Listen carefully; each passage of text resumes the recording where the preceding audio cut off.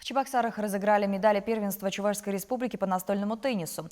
Более полусотни мастеров малой ракетки в возрасте до 19 лет определили сильнейших в личном первенстве, парах и дуэте. Кто из претендентов сумел подняться на верхнюю ступень пьедестала почета, расскажет наш спортивный корреспондент Вячеслав Ильин. На старте нового календарного сезона для подопечных Республиканской Федерации настольного тенниса первенство республики стало хорошей возможностью еще раз в обстановке, максимально приближенной к состязаниям российского ранга, проверить свои возможности. У юношей джекпот сорвал 11-классник столичного училища Олимпийского резерва Даниил Пышков.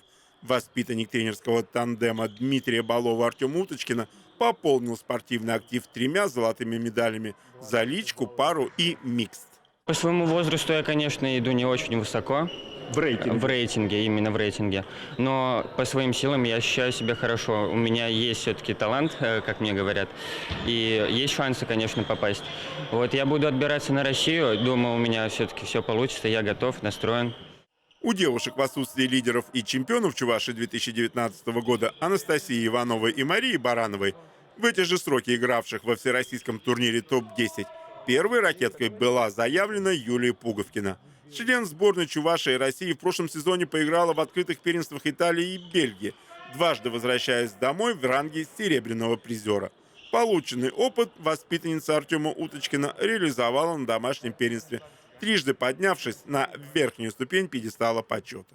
Да, я не попала на топ-10, но чемпионат Чувашии тоже соревнования, и я готовлюсь к следующим соревнованиям. Почивать на лаврах победителям не придется. Уже в четверг в Казани стартует чемпионат Приволжского федерального округа по настольному теннису, в котором нашу республику будут представлять Матвей Сергеев, Даниил Пышков, Павел Павлов, Олег Дыгай, Григорий Соловов, Мария Баранова, Екатерина Иванова и Юлия Пуговкина. Планы на 2020 год, конечно, грандиозные. Это и попадание на первенство России до 19 лет. Это и попадание, рассчитываем, что на попадание в призы это до 16 лет.